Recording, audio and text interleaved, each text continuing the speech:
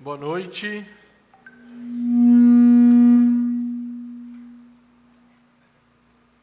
Fui eu? Alguém falou com certeza aqui do lado. Tá vendo, irmãos? Nem Jesus sofreu tanto igual eu sofro na mão da Nani. Aí, ó. Beleza? Muito bom estarmos aqui, dividirmos, termos um tempo de oração, de palavra. Também, alegria poder dividir aquilo que Deus tem falado ao meu coração com você, meu irmão, minha irmã. Você pode abrir a palavra de Deus, a Bíblia, em Lucas 18.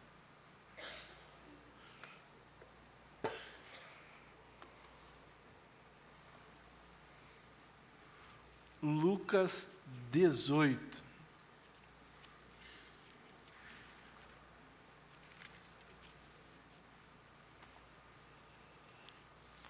Fico muito feliz quando você traz a Bíblia de papel, meu irmão. Nada contra você que vem no celular. Na verdade, tudo contra. Vou argumentar aqui, para você pensar comigo.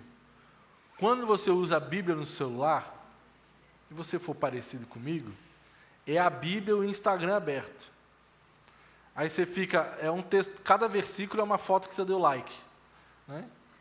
Com a Bíblia na mão, a Bíblia, papel, você tende a se concentrar um pouco mais. Então, assim, não tem nada a ver com o que eu vou pregar hoje, o TDAH bateu mesmo. Então, assim, traga a Bíblia de papel para a igreja, tem esse prazer de ler a palavra de Deus no papelzinho. Vai mudar alguma coisa? Não, mas traga, né? É gostoso ver você manejando a palavra de Deus. Lucas 18. Beleza? Quem abriu, diga amém. Amém. Glória a Deus por essa igreja maravilhosa que nós temos. O Senhor pode levar para o céu hoje, amém? Diminuir os améns aqui. Tem gente que não está pronto, né? Tem muita gente que está falando assim, deixa eu casar primeiro, né? Corre, irmão, que Jesus está voltando. Já percebeu, não sei você, mas às vezes eu oro, eu falo com Deus, eu converso com o Senhor, deixa eu abrir aqui que tem um trecho que está no meu celular. Eu converso com o Senhor e parece que a minha oração não passa do teto. Já aconteceu contigo? Creio que sim, né? Esses dias eu estava orando e o Senhor não respondeu. Acontece. Exemplo, você que é rato de igreja, igual eu, crescido na igreja, participou de tudo e mais um pouco do que a igreja tem para oferecer.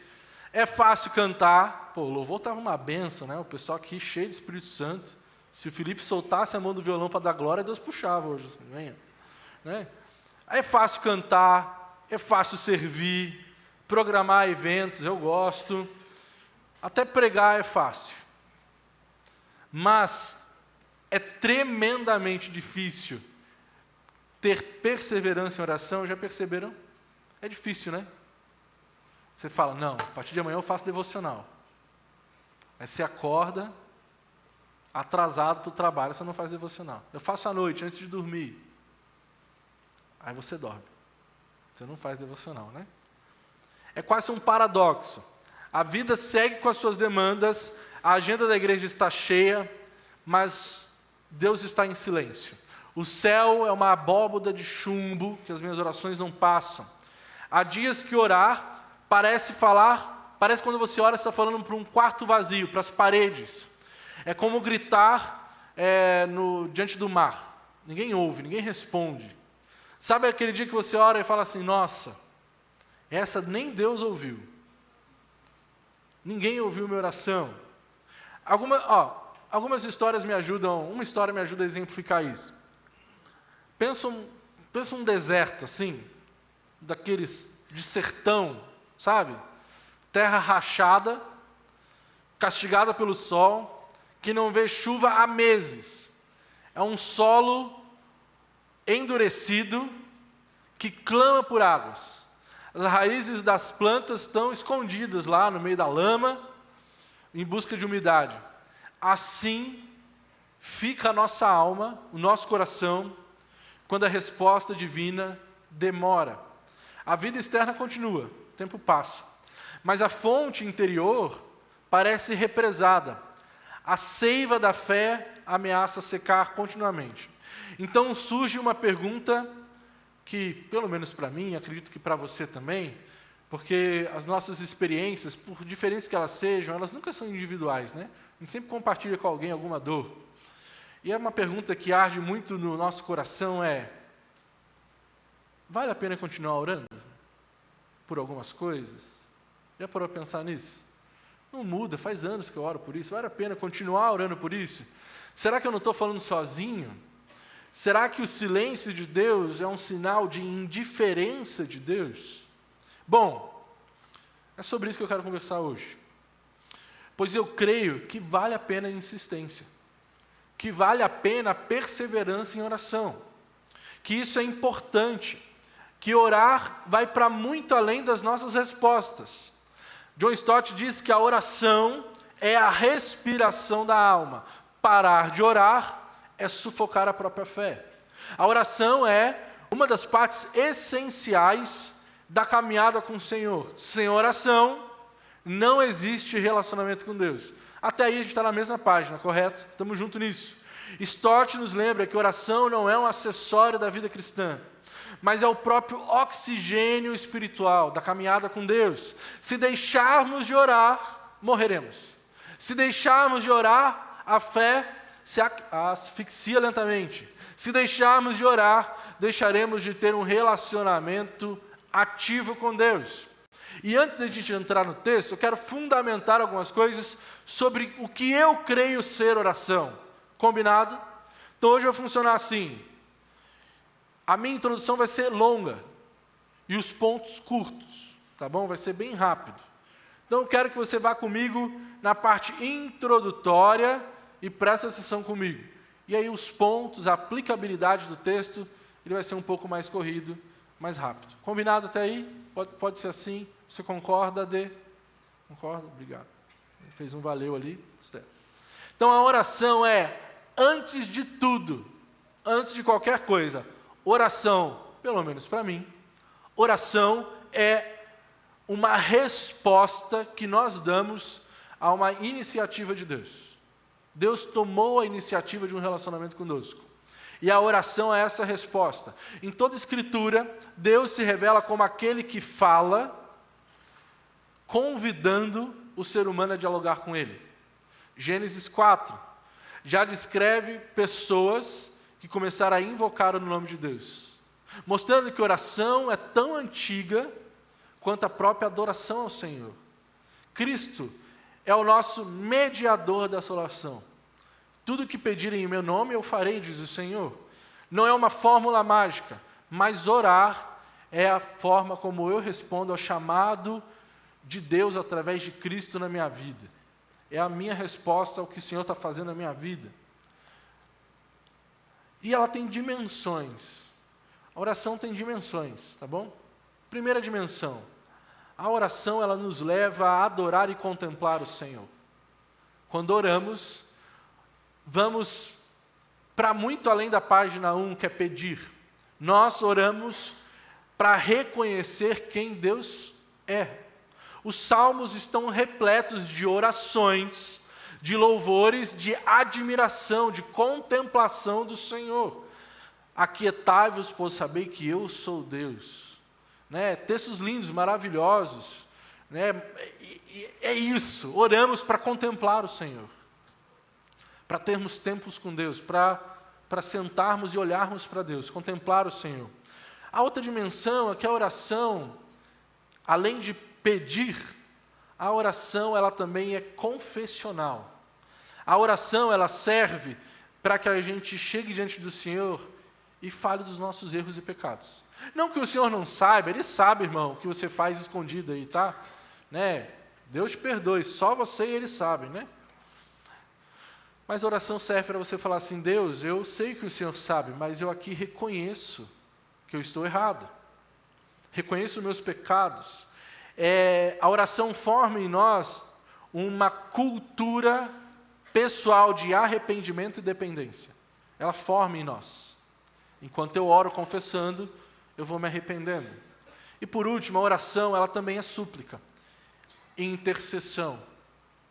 Desde Abraão intercedendo por Sodoma, lá em Gênesis 18, até Paulo orando pelas igrejas, vemos que Deus escolheu agir através das respostas de intercessões. Então nós oramos pelos outros, porque Deus responde isso. Karl Barth diz que a oração pelo outro é a forma mais bonita de parceria com Deus. Eu oro porque eu quero fazer uma parceria com o Senhor. Oro pelos meus filhos, pelos meus netos, pela igreja, pelos jovens, pelos adolescentes e tudo mais. Quer ver isso na história da igreja? Agostinho, um dos pais da igreja, diz que oração é um exercício do desejo de Deus. Eu estou exercitando na minha vida aquilo que Deus deseja. Os reformadores, Lutero orava por horas antes de pregar. Ele falava assim: tenho tanto a fazer hoje que eu vou começar o meu dia orando. Movimentos de avivamento, Finney, Wesley, Rua Azusa, tantos esses começaram com oração. Então a oração, ela não é apenas um pedido que fazemos domingo, ou aqueles 5 minutos que fazemos aqui antes do louvor, engatar 3, 4 músicas. Oração, ela é um rito diário. Ela é a respiração de um ser espiritual. Você é um cristão, um ser espiritual, a imagem e semelhança do Senhor, o caráter de Jesus está sendo formado em você, amém? Amém, eu creio nisso, amém, irmão. Pelo amor de Deus, acorda para a vida aí. Amém? Amém? Glória a Deus. A oração é a resposta que você vai dar àquilo que o Senhor está fazendo. É a sua respiração espiritual. A oração, ela também é comunitária. Atos 2 mostra que a igreja perseverava em oração. A igreja, apóstolos em Atos 6, nós vamos nos ater à oração. Não deixem de orar. Orem juntos, em comunidade.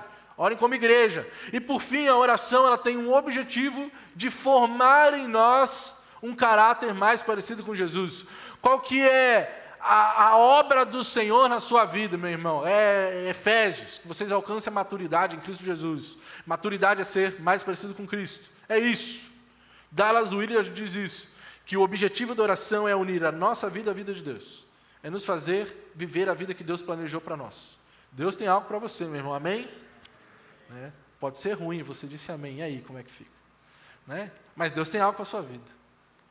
E você vai falar assim: Deus, me une àquilo que o Senhor está fazendo. Você vai perseverar em oração, continuar nisso. Então a síntese pastoral do que eu entendo como oração ela é o lugar onde a teologia encontra a vida, onde Deus nos encontra, ela nos reconfigura. A oração fortalece a nossa fé, nos faz cooperar com os planos divinos e nos ancora na presença do Senhor. Sem oração, o ministério apenas é ativismo.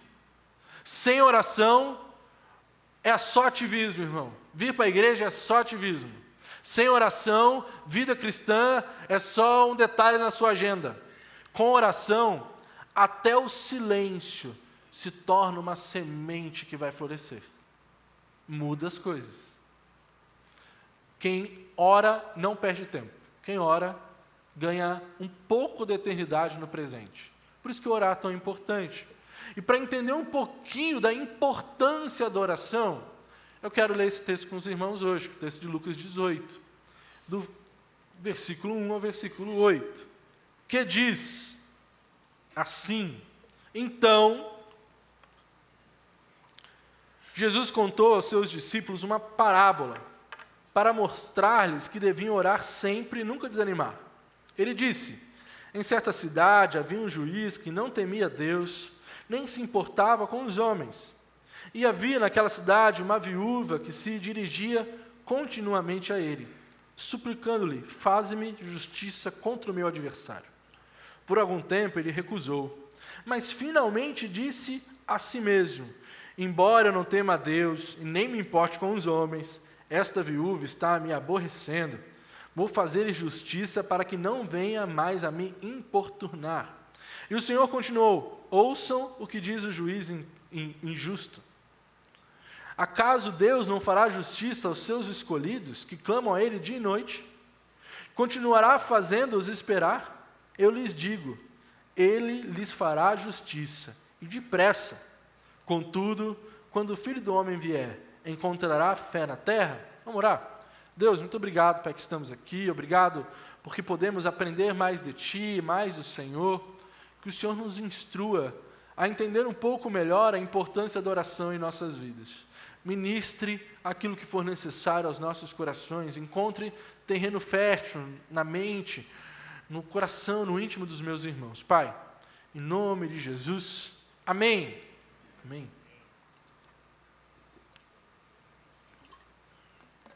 Então aqui nós temos uma obra maravilhosa de Lucas, uma obra magistral. Lucas era um médico, um cara letrado. O grego dessas cartas de Atos é um grego mais robusto, mais maduro. Ele não foi testemunha dos eventos de Jesus pessoalmente, mas ele fez uma pesquisa minuciosa para escrever essa biografia, esta carta, para um cara chamado Teófilo. Ele entrevista quem viu Jesus para apresentar um relato sobre a vida de Jesus que fosse confiável. Seu público de Lucas, as pessoas para quem ele escreveu, era formado por comunidades cristãs espalhadas pelo império. Gentios recém-convertidos e judeus que haviam abraçado a fé cristã. Deixa eu te falar um negócio. Naquela época, talvez você saiba, mas eu estou repetindo. Naquela época, não existiam igrejas como a Vila 7, como a PIB, como qualquer outra igreja aqui de Maringá. Existiam comunidades, geralmente familiares, de poucas pessoas, e o que eles escreviam ia pingando de igreja em igreja, de cidadezinha em cidadezinha, de célula em célula. Então, eles estavam começando a viver uma perseguição, que ainda não era uma perseguição institucionalizada, mas era uma perseguição velada e não velada. Eu usei um exemplo, sábado eu vou usar aqui. Os jovens deram risada, né? Acho que os irmãos vão dar. Pensa o seguinte, quem aqui é pai de menina? Levante a mão. Pai de menina. Deus te abençoe. Vou te usar como exemplo, Adriano, que você é meu amigo. Larinha fez 14 ou vai fazer 14? Fez 14, né? Aí a Larinha lá, com 20 anos, ela chega em casa assim, pai, estou namorando. Vou te apresentar o meu namorado. Né? Aí chega um cara com a calça larga, metade da cueca aparecendo, camiseta do Corinthians, cordão de prata, tatuado assim, amor só de mãe, verde, e ele chega com uma CG, né? O que vai acontecer? Você fala, filha, não, pelo amor de Deus, né? Não, você não pode proibir, institucionalmente você não pode prender, mas você vai criar um preconceito. A igreja era isso, não era institucionalmente proibida você ser cristão, ainda não, mas ninguém queria ter contato, como eu não quero ter contato com corintiano, é a mesma coisa, nada contra, Mari, perdão, né? Posso perder essa chance. A gente não quer contato, a gente quer distância. Era isso, o cristão era isso. Era alguém que vivia à margem, era pária, vivia nas margens da sociedade. Esses cristãos, então, aguardavam a parúcia, a vinda de Jesus. A vinda de Jesus, mas o tempo passava, dia após dia passava, a perseguição aumentava, a pergunta se tornava cada vez mais dolorosa. Se o Senhor prometeu voltar, cadê Ele? Não é? E passaram 2000 anos, nós estamos aqui, cadê o Senhor? Essa demora os tentava ao desânimo, exatamente como muitos de nós hoje, que oramos há anos por algo, e ainda não vemos mudança. O mundo grego era marcado por uma cultura de eficiência, de poder. Roma se orgulhava do seu pragmatismo, tudo tinha que dar resultado. Se orgulhava da sua ordem. A oração, sobretudo a oração persistente, soava culturalmente como fraqueza. Como assim? Você está orando para algo que não dá resultado. Como assim? Os estoicos, os filósofos daquela época, os sábios, eles acreditavam que você deveria ter uma vida imperturbável. Não dependa de deuses, dos caprichos dos deuses. Já os epicureus, outros, viviam pelo prazer, sem esperar uma interferência divina. Então, ajoelhar-se diante de Deus parecia tolice. Lucas escreve para mostrar que a fé cristã é o oposto da autossuficiência. É dependência radical de um Deus que age na história, mesmo quando este mesmo Deus parece demorar. A passagem... Opa, me perdi aqui. Só um minutinho, gente, perdão. Eu esbarrei aqui e...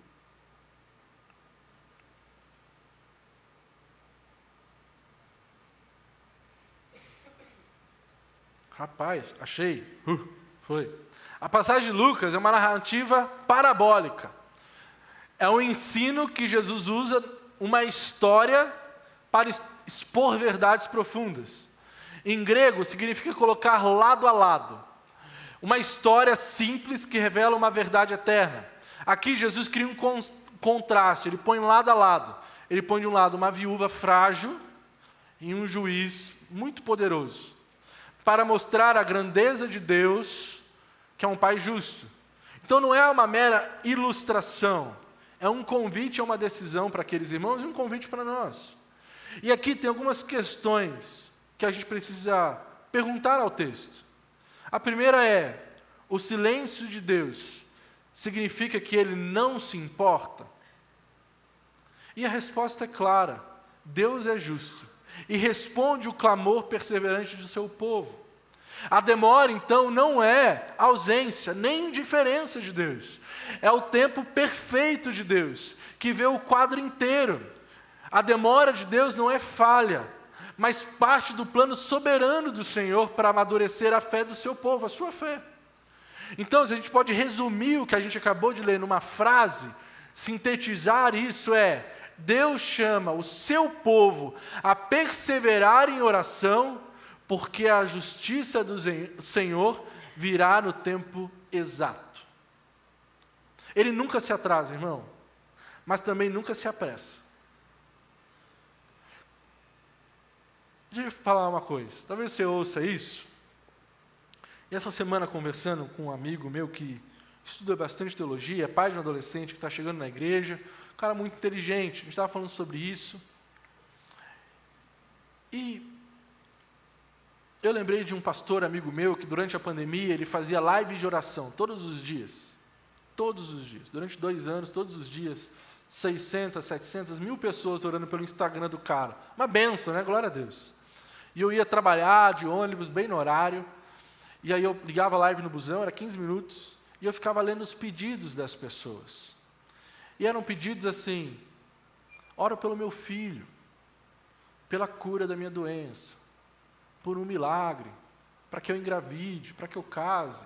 Eram pedidos muito simples.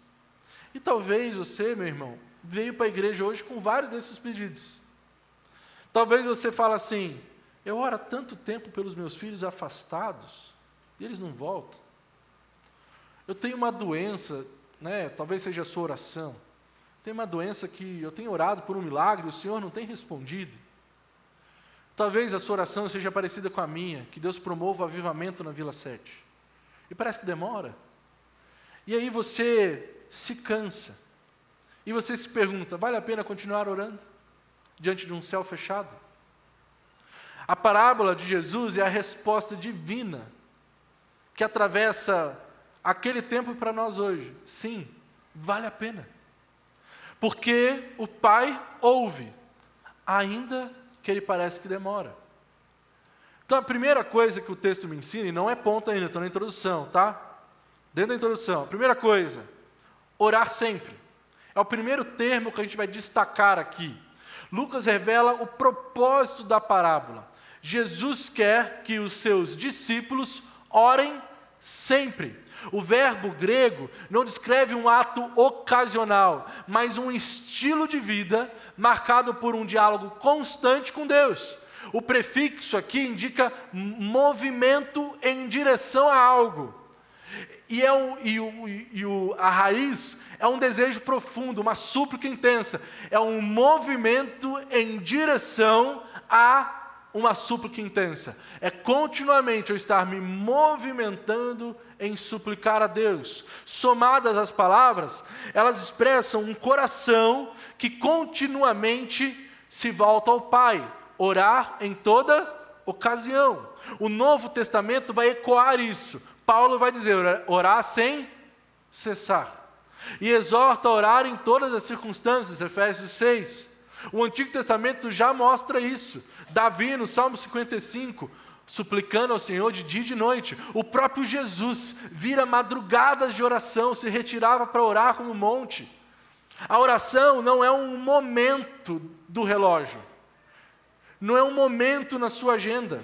A oração é a base da existência cristã. A oração não é um evento litúrgico, não é um episódio quando você vem na igreja, mas é a respiração de uma alma que tem sede do Senhor. Quem vive orando não marca a hora para falar com Deus. Você está lá dirigindo, né? Você fala, não, Deus me abençoa, Deus.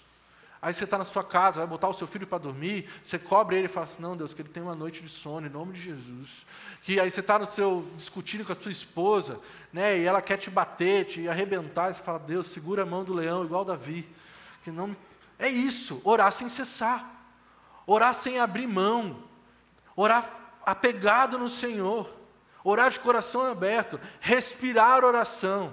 Não é apenas aquela hora que você fala, vou parar e orar. Não, é o tempo todo orando e buscando o Senhor. O segundo termo aqui que ele usa é nunca desanimar. É o segundo imperativo do texto.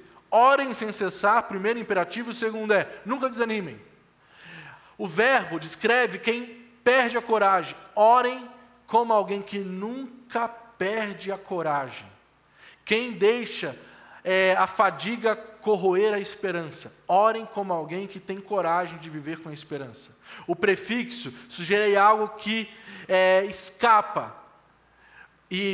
O restante do termo aqui é escapa por conta da fraqueza. Ore como alguém que não se deixa escapar pela fraqueza. É um chamado para não permitir que o cansaço ou a demora da resposta do Senhor faça a nossa confiança titubear. A mesma palavra aparece em Gálatas 6, não nos cansemos de fazer o bem. E ela aparece num dos textos mais bonitos das Escrituras, que é 2 Coríntios 4, embora o nosso homem interior se corrompa, o exterior se renova a cada dia. Desamparados, mas não desanimados. Abatidos, mas não destruídos, trazendo no corpo o morrer de Cristo para que a vida dele se manifeste. É isso, é orar com coragem. Jesus encarna esse verbo no Getsêmani, mesmo com a alma angustiada, até a morte Jesus orou. Ele ora repetidamente, Jesus ora suando sangue, mas ele persevera em oração, porque oração não significa ausência de lutas. Irmão, viver anda bem difícil, não é mesmo? Mas é durante as lutas, tomar a decisão de permanecer, mesmo quando tudo à minha volta pede para eu desistir. A demora de Deus é Deus preparando o nosso coração para a resposta dele. O desânimo, meu irmão, é natural, mas desistir é uma opção sua. A fé verdadeira não se mede pelo tempo da resposta. A fé se mede pelo seu comprometimento de continuar orando, enquanto a resposta não vem. Permanecer em oração é sinal de que a fé está amadurecendo enquanto você espera. Terceira coisa, nós temos um juiz injusto contra um pai justo. No centro da parábola, nós temos um contraste. O juiz é descrito como alguém sem temor a Deus, nem respeito pelos homens. Indica uma total ausência de reverência. Significa alguém sem consideração. O termo tem a ideia de alguém que nunca olha para trás. É a caricatura do oposto do Deus da aliança. Diante dele surge uma figura, uma viúva, uma figura vulnerável. No mundo antigo, a pior pessoa, sem marido, sem filhos, sem herança, sem proteção legal. A lei daquela época não protegia essa viúva. A lei, repetidas vezes, chama Deus de o Deus das viúvas. Deuteronômios, Isaías. Essa mulher, porém, insiste. Lucas usa uma expressão maravilhosa aqui em grego, que eu não vou saber pronunciar, mas é a mesma expressão de boxe. Estão comigo aí? Amém? É a mesma expressão de boxe. O que boxe tem a ver com isso, né? Porque o juiz fala assim, eu vou responder o que essa mulher está me pedindo, antes que ela me cause algum mal, que ela me perturbe. E o termo aqui é hipopizai, a expressão do boxe, que significa dar um soco debaixo do olho. O juiz está falando assim, eu vou obedecer essa mulher, antes que ela me dê um soco no olho. Antes que ela desse quer resolver os problemas diante do juiz, ameaça dar um soco nele. É isso, não é brincadeira, calma lá. É isso, é uma ameaça. Ela fala assim, eu vou fazer o que ela me pediu antes que ela me agrida. Antes que ela me deixe com o olho roxo, antes que ela me cause um dano. Ela incomoda aquele juiz até o juiz ceder. Jesus aplica o raciocínio do menor da viúva, fazendo com que o maior lhe dê uma bênção. Se um magistrado corrupto atende por insistência, quanto mais o maior, o Pai justo e amoroso, o Senhor das viúvas, ouvirá o clamor de um filho. Deus é o Deus da justiça. E diferente do juiz, é Pai que se inclina para ouvir os pedidos daqueles que oram e se achegam a Ele. Se o juiz injusto cede por insistência, imagina um pai que já entregou até mesmo o filho por nós, que já nos deu o melhor em Cristo Jesus. Pode uma mãe dar para o filho pedras, serpentes, se lhe pede um pão? Imagina nosso Pai Celestial, o que Ele pode nos dar. Quando você ora, não se dirige a um burocrata celestial. Você não está fazendo uma procuração, uma petição por escrito e colocando dentro da gaveta celestial, mas você está orando a um Pai que já provou o amor a você. Um amor da melhor e maior maneira possível, entregou o Filho por você. Persistir em oração não é convencer Deus, é descansar no caráter de um pai que se deleita em ouvir a voz dos seus filhos. Quarta coisa, quando o Filho do Homem voltar, encontrará fé na terra? A parábola então termina com uma pergunta, que ecoa como uma trombeta escatológica, uma trombeta que anuncia Jesus. Quando o Filho do Homem voltar, encontrará fé na terra? O título Filho do Homem vem lá de Daniel 7, onde o Messias recebe o domínio de todas as coisas. O verbo encontrar sugere uma busca cuidadosa e criteriosa, é uma inspeção de detalhes. Quando Jesus voltar, o Filho do Homem voltar, Ele vai inspecionar a terra e Ele encontrará fé? Encontrará uma fé verdadeira? Jesus conecta a perseverança na oração com a perseverança da fé em Cristo Jesus. Orar continuamente é a prova que aguardamos ativamente a volta de Cristo. É por isso que oramos. Você fala para todo mundo que espera Jesus voltar, né? Aí você canta aquelas músicas, o rei está voltando, e você não ora. Você não fala com ele, será que ele está voltando mesmo? Cada oração persistente é, portanto, um ato escatológico. É uma rebelião contra o cinismo deste tempo, que acredita que tudo termina depois da morte. É você falando para Deus e para o mundo, eu estou conversando com aquele que um dia vai me buscar.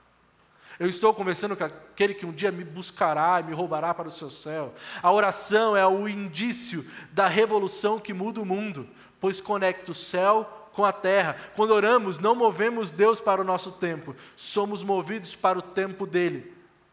Quando Jesus voltar, Ele encontrará fé na terra? Ele encontrará uma igreja que ora persistentemente? Ele encontrará uma igreja que insiste em oração? Orar é afirmar: Cristo voltará, a justiça triunfará, e até lá a minha fé não será calada. Perseverar em oração é viver já na expectativa da vinda do Senhor, mantendo a chama acesa até que Ele encontre fé ardente em nossos corações. Que alegria será se Jesus voltar enquanto nós oramos, não é mesmo? Você dobrado no seu quarto, em joelho, clamando ao Senhor, e Jesus volta bem naquela hora, né? Você orando sem cessar. Então,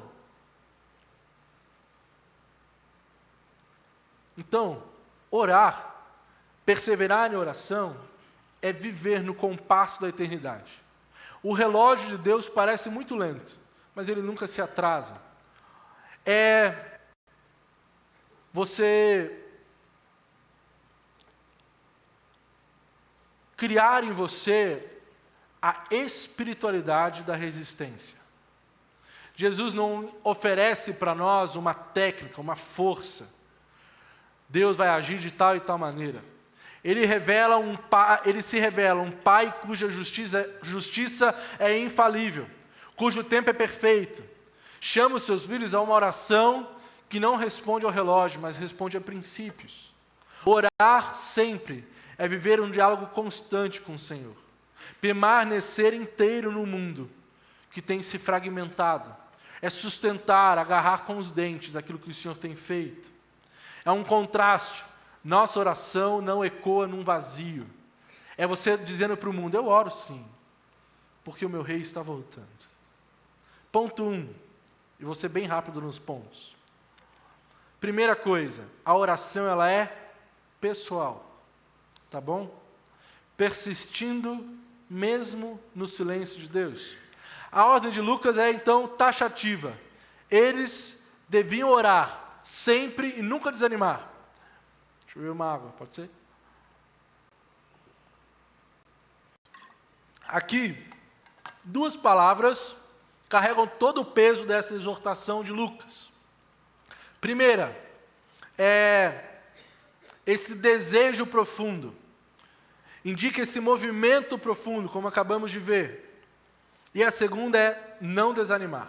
Evoca a imagem de algo que se solta para fora, de um ânimo que escoa, deixando a pessoa vulnerável à desesperança. Lucas não descreve apenas um hábito, ele traça uma fronteira de uma fé que está respirando, de uma fé que está sufocando.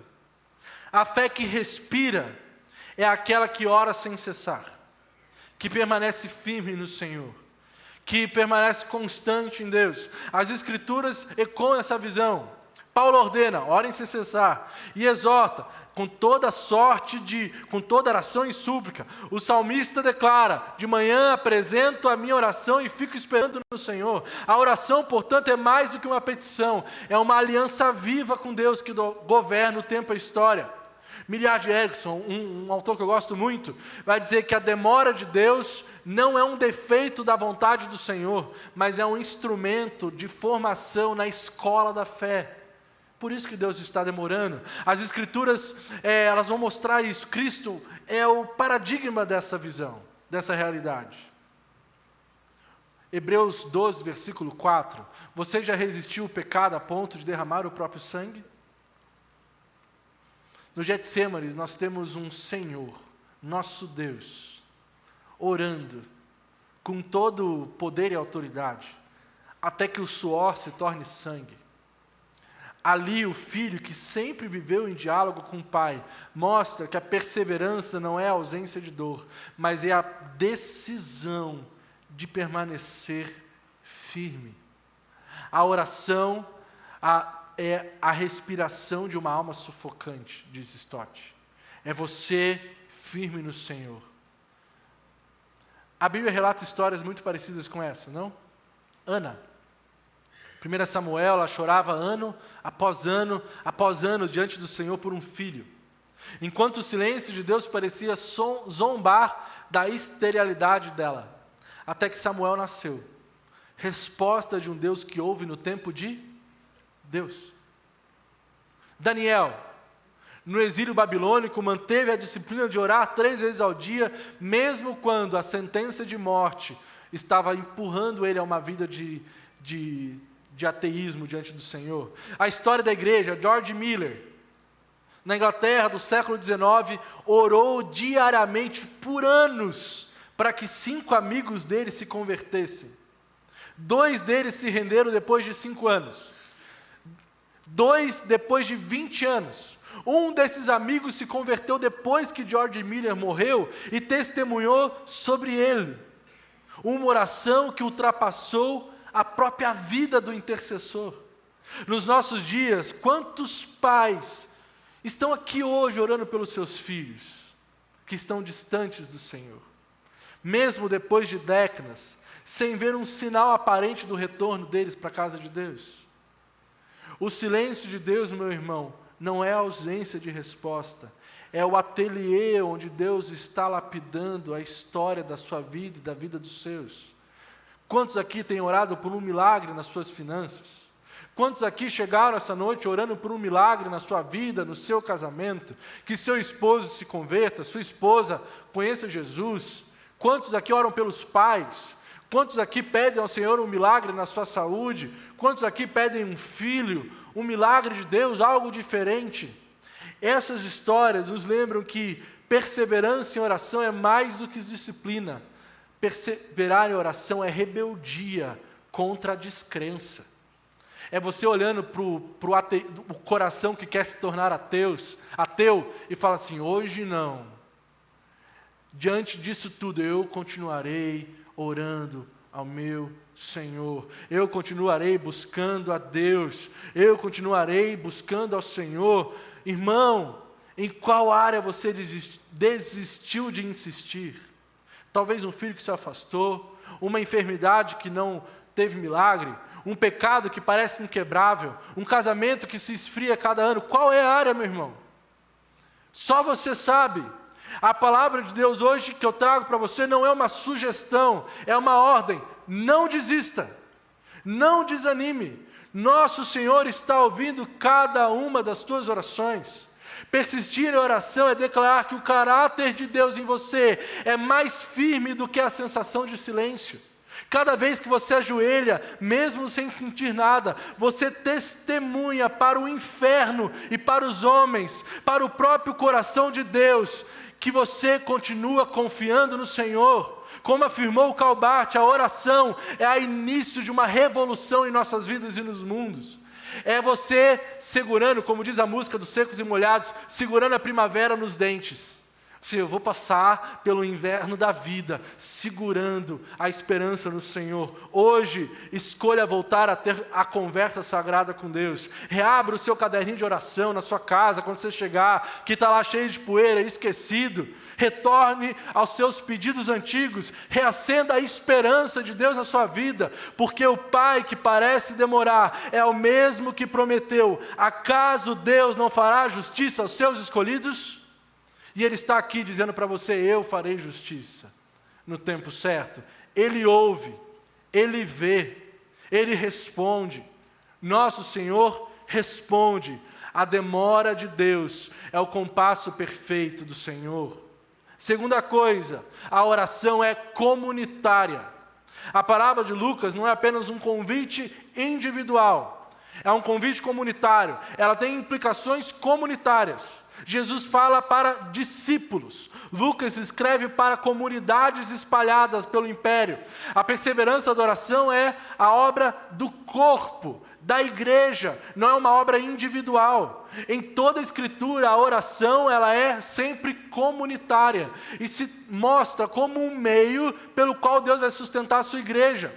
Atos 1 mostra os primeiros discípulos perseverando e unânimes em oração, versículo 14, antes do Pentecostes. Em Atos 4, quando a perseguição começava a se intensificar, a igreja inteira elevava a voz em uníssono e orava ao Senhor, a ponto de estremecer onde eles estavam reunidos. Versículo 31 do capítulo 4, o apóstolo Paulo pede para que orem por nós, para que a palavra do Senhor se espalhe visivelmente. A oração comunitária é, portanto, não é um acessório litúrgico que fazemos no culto, é o pulmão da igreja do Senhor. É na oração que Deus vai mover a nossa igreja. Teologicamente, a oração comunitária expressa a realidade do corpo de Deus. Em 1 Coríntios 12, ele declara assim, se um membro forte sofre, todos sofrem. A oração conjunta é essa solidariedade em ação espiritualizada. Como observa Horton, que é um autor que eu gosto também, a igreja que ora junta manifesta visivelmente a comunhão que antecipa a eternidade. É por isso que oramos juntos. Porque estamos antecipando aquilo que vamos experimentar na glória. Vou citar alguns exemplos. Atos 12. Pedro está preso. guardado por soldados, condenado à execução. Enquanto isso, a igreja se reúne para orar intensamente. Versículo 5 do capítulo 12. De madrugada, um anjo liberta Pedro. O texto é irônico. Quando Pedro bate a porta de casa onde eles estavam orando, eles custam acreditar que a oração foi respondida. O milagre não dependeu da grande fé de cada um, mas da constância em orar juntos. A história da igreja ecoa isso. Um dos relatos de oração comunitária que eu mais gosto são dos irmãos moravianos, da Alemanha. Iniciaram uma vigília de oração que foi ininterrupta por 100 anos. Vocês sabem o que é isso? Uma igreja orar sem parar durante 100 anos. Dos ermutes saíram missionários para todos os cantos da terra, alimentados por uma intercessão que nunca cessou. Vemos igrejas hoje perseguidas que oram sem cessar. Na China, no Oriente Médio, na África, reunidos secretamente em casas, em catacumbas, em lugares perseguidos, sustentando uns aos outros em oração. Você, irmão, é fruto de oração comunitária.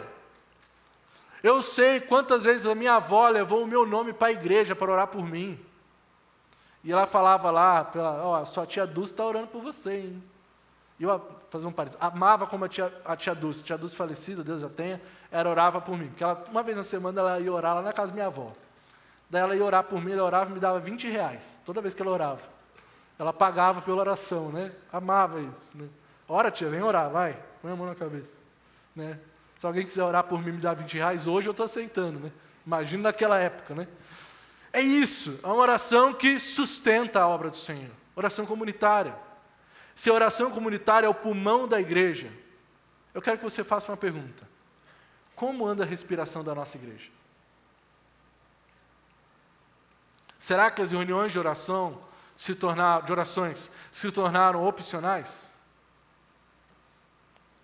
Será que se tornaram apenas um ato, um apêndice do calendário? Quantas vezes tratamos a intercessão coletiva como um evento de poucos guerreiros? O ministério de oração é para as irmãs do coque, para as irmãs de oração, quando na verdade a oração comunitária é uma vocação de todos aqui. É sua. É para você orar junto. O convite de Jesus é para reacender o fogo do Senhor no altar comunitário. Reúnam-se em casas, em células, é o que fazemos. Em vigílias, chorem juntos, supliquem juntos, celebrem juntos. Quando a igreja ora, os fracos são sustentados, os desanimados reencontram esperança. A cidade ao redor percebe um povo que confia mais no poder de Deus no que das estratégias humanas. Nenhum avivamento começa sem uma igreja que dobra os joelhos diante do Senhor. Hoje Deus nos chama a retomar a intercessão comunitária, levantar listas de oração pela cidade, interceder pelos enfermos, pelos perdidos, pelos líderes. O que você pode fazer? Comece participando fielmente das reuniões de oração. Vou te contar um negócio. A gente tinha uma reunião de oração toda quarta-feira aqui na igreja. Toda quarta-feira. E nas 2 últimas reuniões eu vim sozinho. Peguei meu violão, subi no palco, fiquei 1 hora orando ao Senhor. E eu confesso, irmãos, que eu desanimei. Às vezes eu trazia meu violão, e na esperança que se enchesse a igreja. E eu via a igreja passando para lá, no corredor. E aquilo foi machucando o meu coração. Mas enquanto eu preparava esse estudo, eu coloquei minha vida diante do Senhor e falei, eu preciso voltar a fazer isso. Orar. Orar, nem que eu continue orando sozinho.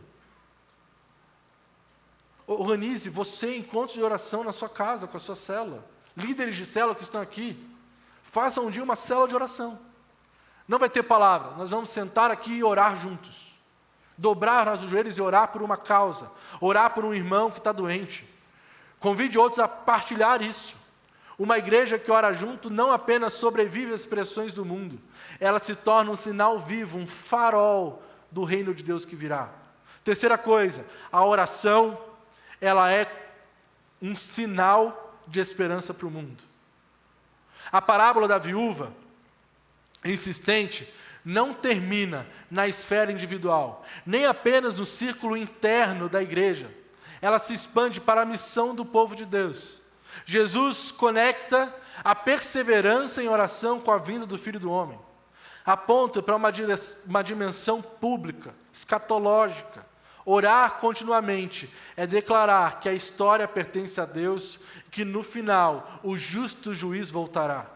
Significa que a oração da igreja é um ato público do reino de Deus. Em 1 Timóteo 2, Paulo exorta para orar por todos que exercem autoridade, para que tenham vida tranquila e pacífica. A intercessão não é fuga do mundo, mas envolvimento profético.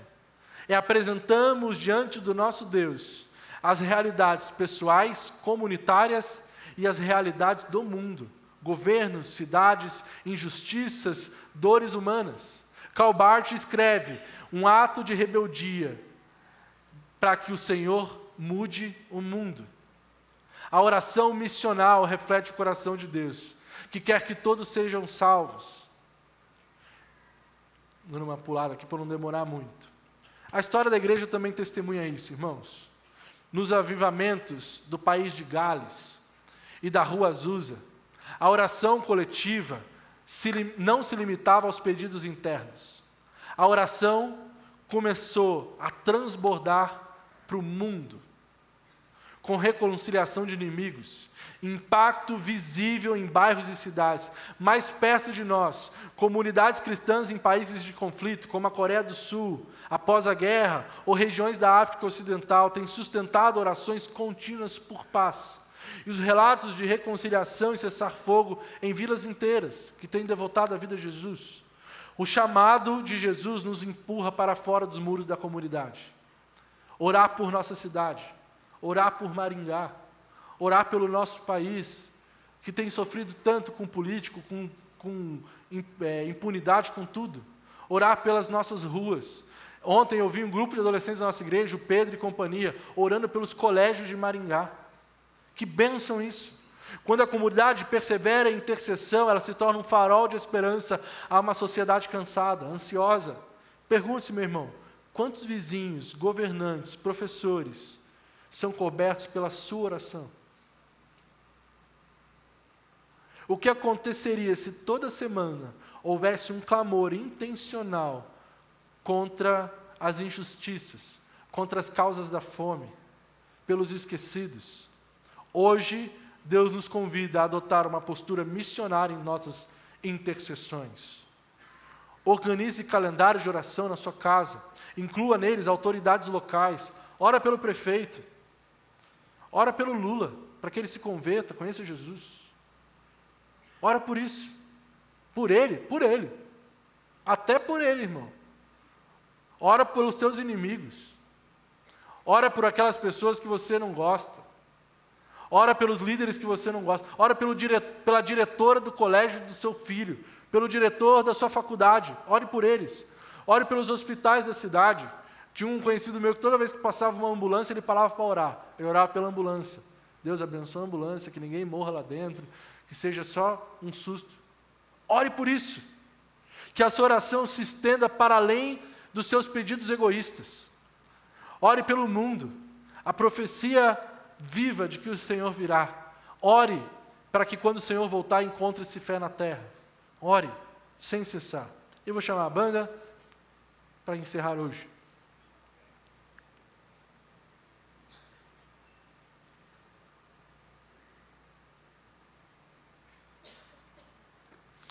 Irmão, a gente costuma dizer que, eu acho que eu falei com o Lipe isso uma vez, a gente fala assim, esquece tudo quando você chegar na igreja, já viu essa frase? Né? Você chegar, esqueça tudo para adorar ao Senhor. Né? Eu ouvia isso quando era adolescente, não sei se fala mais, né? Entre na igreja, deixe tudo lá fora. Mas não tem como, né, irmão? O boleto está vencendo aí, né? Lá fora, o boleto venceu. Seu filho que não veio na igreja está lá fora. Seu marido que não quer saber do Senhor, que te bate em casa, está lá fora. Seu problema de saúde está lá fora, sua depressão, sua ansiedade está lá fora. Os remédios que você vai ter que comprar e não tem dinheiro estão lá fora. Ó. E tantos outros problemas que eu posso listar aqui, né? Que um povo que tem problema é crente. Dá para listar aqui a noite inteira. Não é? Crente tem problema. Não tem, né? Posso listar. Mas tem um convite especial para você hoje. Um convite diferente. Tem pedidos hoje, eu tenho certeza disso. Tem orações que você fez e faz há muito tempo, que estão aparecendo hoje enquanto conversamos. Pelos seus filhos, pela sua família, pela sua casa, pelas suas finanças, pela sua saúde, pelo seu emocional, pela restauração de um casamento, pela restauração dos laços familiares, para que aquele WhatsApp bloqueado de um parente seja desbloqueado.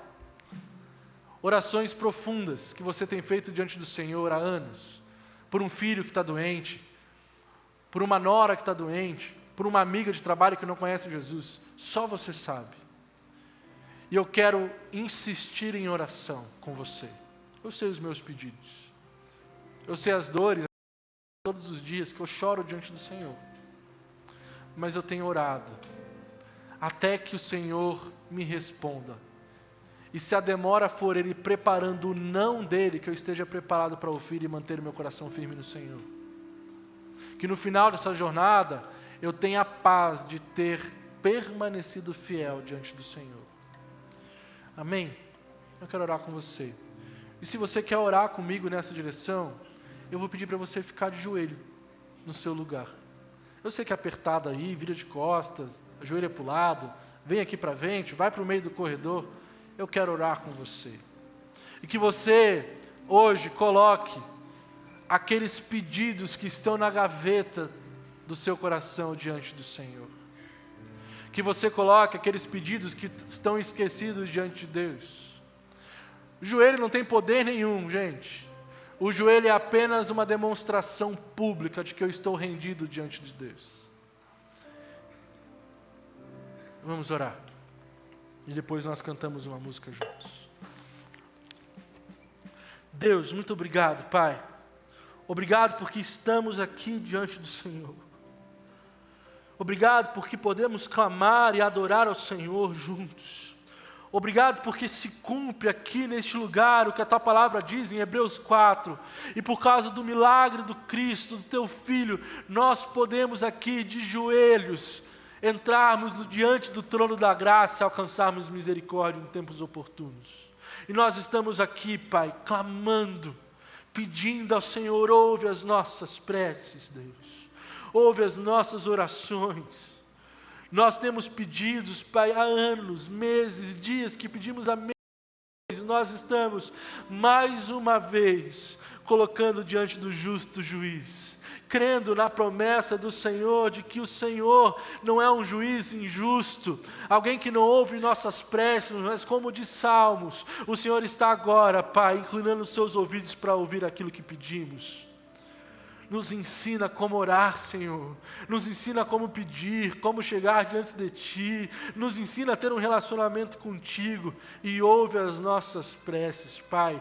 Visita cada coração neste lugar em nome de Jesus. Visita cada prece sendo sussurrada agora, que se tem alguém aqui, Pai, em prantos, que não sabe nem como orar, que Teu Santo Espírito cumpra o que diz em Romanos 8, e chegue diante do Senhor um gemido inexprimível, que somente o Senhor pode entender, concatenar o que está sendo dito, e responda, Pai, conforme a Sua vontade de cada prece. Cada doente, Pai, da nossa comunidade, chegue diante de Ti, deles, Pai, um renovo, um bálsamo dos médicos, que cada lar aqui, Pai, destruído pelas brigas, pelo pecado, pelas drogas, pela bebida, seja restaurado em nome de Jesus. O Senhor é todo poderoso para reconstruir, Pai, alianças que foram rompidas. Ó, meu Deus, ouve as nossas orações, Senhor. Suplicamos pela saúde emocional dos nossos irmãos. Tem pessoas aqui que lutam há anos contra a depressão, contra a ansiedade. O Senhor tem poder para curar. O Senhor tem poder para modificar, para fazer diferente. O Senhor tem poder para nos ensinar a lidar melhor com as nossas emoções. E nós estamos aqui, Pai, pedindo para o Senhor agir em nossas vidas, em nossas almas, Pai, nos cure em nome de Jesus.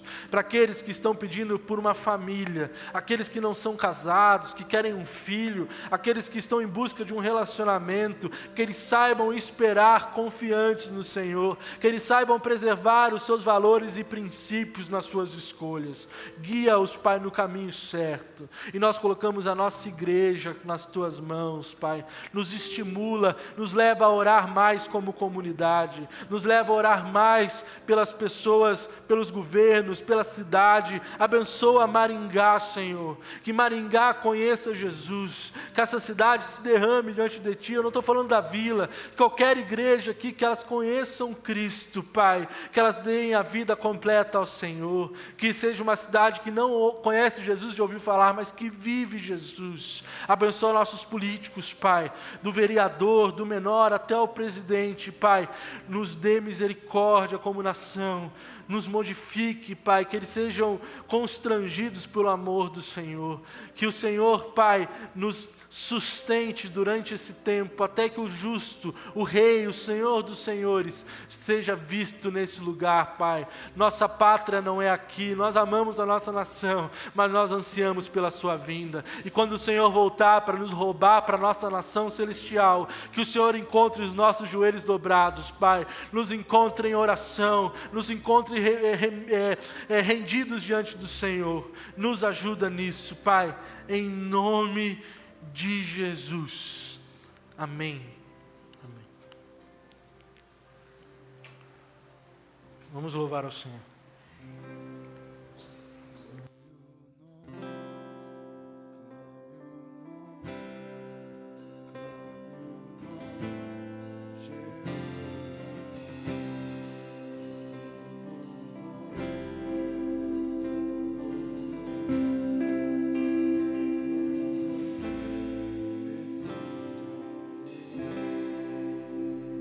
Aleluia, se coloque de pé.